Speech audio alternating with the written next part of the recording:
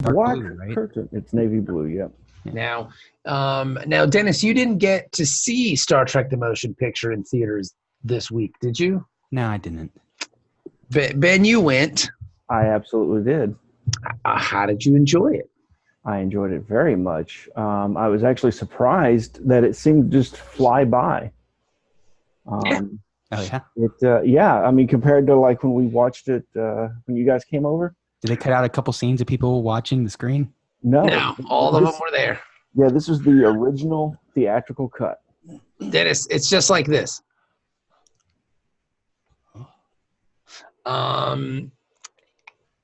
It looked amazing. Yeah.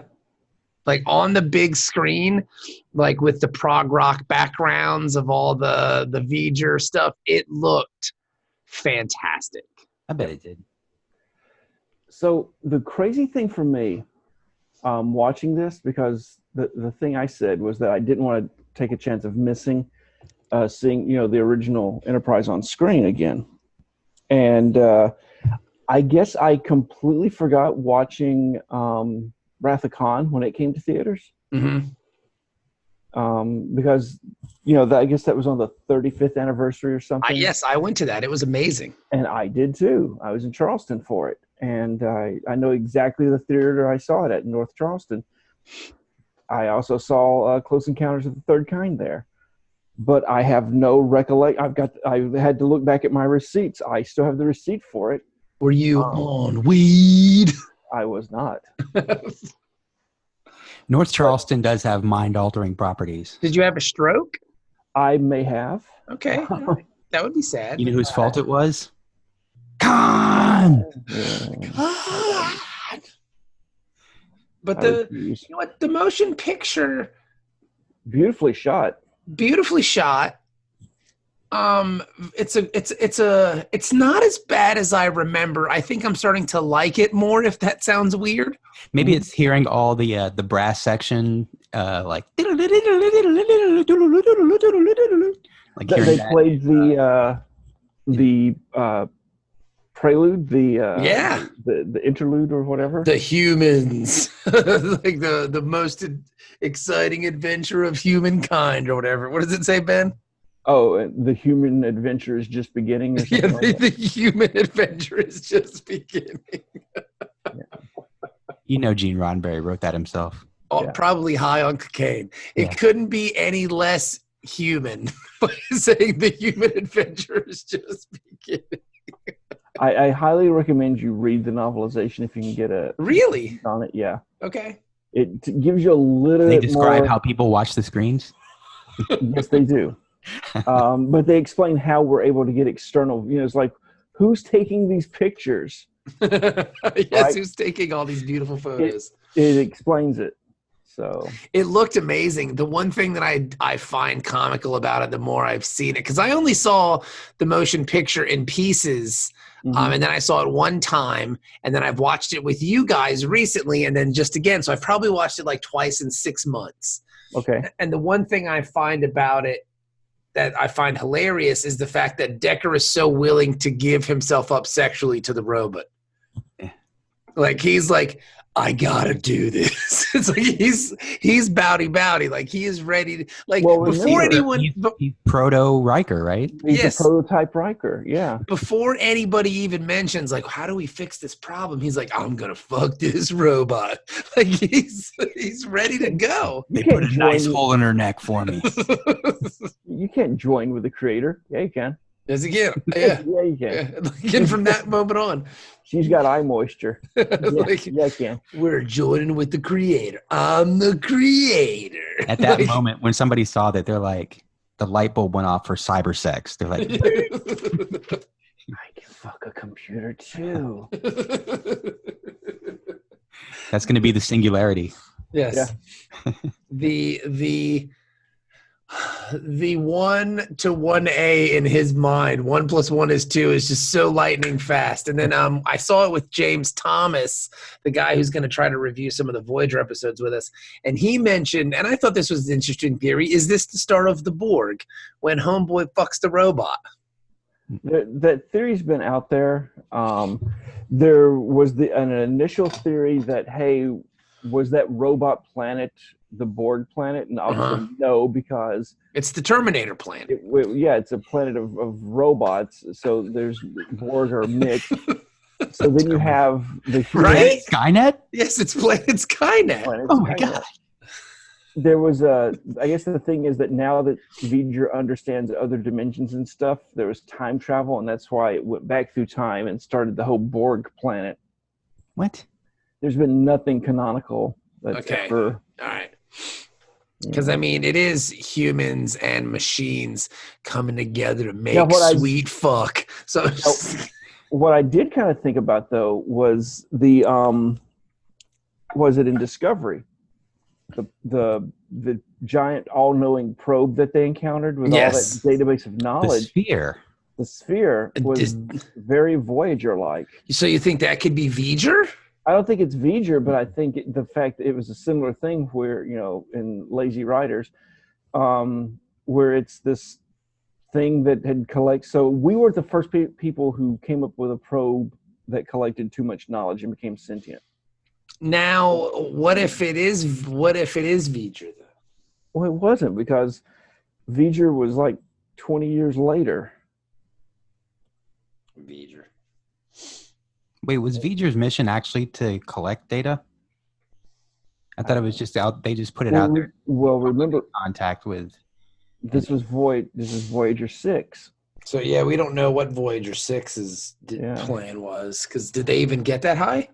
No, we only had the two in our timeline. We only have the two Voyagers. Okay, so this so is far.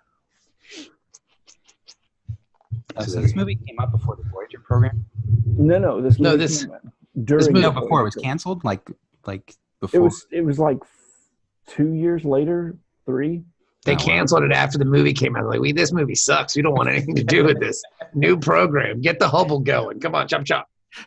Yeah, this was it was just after the Enterprise shuttle had, been announced and everything that rolled out. That was in 76? I don't know. I was not born, so I don't know. I don't know. But but I will say I am starting to enjoy Star Trek: The Motion Picture a lot more. I still think 5 is the shittiest movie of all of the Star Trek films. Like all of them, including the J.J. Abrams movies and the TNG movies and the original cast. 5 is the worst of the lot, I think. I'm on board with that. Mm-hmm. I don't think that's hard to disagree with. Of the original, some people will say that Nemesis might be there, but I don't think it's that bad. Oh no! I'm sorry. If we include TNG movies, then Nemesis is the absolute worst. Really? I don't think it's that bad. Wow. Okay. Well, I mean, I would say Nemesis would be second. I think 5 is so bad that it almost killed the whole franchise. But then I guess Nemesis kind of did. Yeah, there's a difference between almost killing the franchise and actually killing the franchise. But I also think part of the franchise, I think at that point the franchise was kind of on life support anyway, because there was just an overabundance of people who were sick of Star Trek. Patrick Stewart's like, hey man, I got to be Professor X. Look, baby, I got to make that X-Men money, Jack. I got all them franchises. Oh, what, they get a new actor to play Professor X? I'm coming back to Star Trek, baby. But yeah, so all right. So Ben, you think Nemesis is the worst one? I have seen every Star Trek movie. Worse than 2009? Oh yeah. I'm talking about Star Trek movies. So I've seen every Star Trek movie. He's so hang on, Ben. He's so quick with that. It's so good. It's like second nature. So I've seen every Star Trek movie in theaters except one. And that was Nemesis. And then when I bought the DVD to watch it, it literally sat on my shelf for another year and still in the wrapper. Before one day I got really bored when I was working on the comic. I was like, oh yeah, I haven't seen Nemesis yet, I guess. And then I watched it. Okay. But that was more to do with just I never liked the TNG movies. They always just felt like long episodes. Generations was okay. First Contact was a bona fide movie. First Contact was great. Okay. It's not a long episode. First Contact was the best, I think, of the TNG. Oh yeah, that goes without saying. And then I think Insurrection with F. Murray Abraham, is that the F. Murray Abraham one?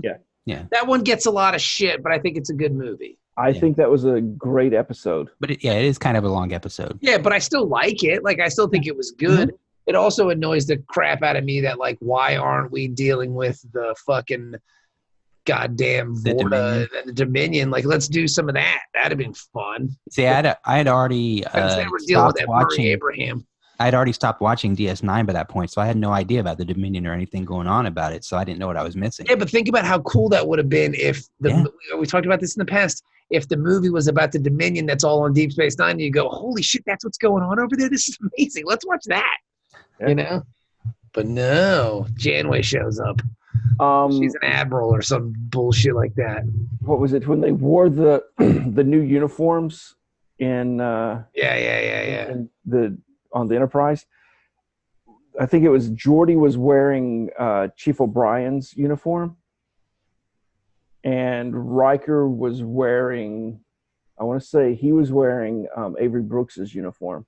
That's weird. Oh, really? Because there's scenes where you can see where Geordi's walking through engineering, and his sleeves are like way down on it. That's interesting. I'll have to look for that. But because they just hadn't made enough uniforms at that point. Interesting. But yeah, so okay. Star Trek: The Motion Picture. If you missed it, you missed out. It was a lot of fun. And anytime they show a Fathom event, Star Trek, just go. It's fun. Did they have any special features? They had a little pre-movie thing called Writing the Motion Picture. Watching people watch stuff. And it was they had some of the writers talk about, and the producers talking about how they had, the process after the original series was canceled and the push to get a movie made. Dennis, you still have to read the book. You still have to read that 50-year book. Oh, dude.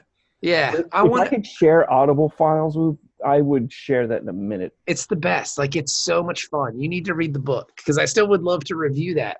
Because that could be something that I would like to read just like once a year, because it was so much fun. Yeah. And it's hardly a book. You're just reading basically like quotes that they put on a page. So it's not written like a novel. I don't know if you ever read The Secret History of the Marvel Universe. That's written like an actual book. This is just like you see someone's name. Fucking Gene Roddenberry, and then Gene Roddenberry has a bunch of text, and then there's somebody else that will contradict exactly what Gene Roddenberry just said. Like, these didn't fucking know what he was talking about. My favorite was where somebody was like, we wanted this show to be more than than just sex appeal and TNA. And then the next quote down was, we totally wanted this to be as much TNA as possible. What? We needed 7 and 9 because she had big tits and a hot ass. We didn't. She was an interesting character, the Borg, and it was about tits and ass. Like, it's wonderful. Like, it's a great read. Now, you read the I read them both. You read the printed book though, right? Yes. Yeah, and I did the Audible. Okay. And so the Audible, the people who read this book may not have ever watched. Yeah, you were saying an episode of Star Trek ever. Because some of the more obscure pronunciations, they were kind of painful, and it was just like, wait, what are they talking about? Does nobody direct these, like when people do books on tape or audiobooks or whatever? Do people not like? I guess some people do it from home, right? Well, no, like really famous people, when they do books on tape, they're just like recording from their home studio. So there's probably nobody there like saying, "Oh, you said that wrong." Yeah, they're not called Klingons. It's well, no, they would pronounce a lot of the words the way they looked. Yeah. And you're just like, that Kyra. Who the fuck's Kyra? Oh, Kira. Gotcha. Things like that. Karnos. The Klingon home planet. But I definitely planet. Clearly the word planet. Well, not? It's a space show. You don't know what they say in the space. It's different in space, man. Different in space. They call planets different things. Yeah, it's Star Trek, man. Get with it. Didn't you watch the Oregano series? All right, so let's talk about. All right, I'm going to hit pause because that's just going to be for the Patreons. Ooh, isn't it nice?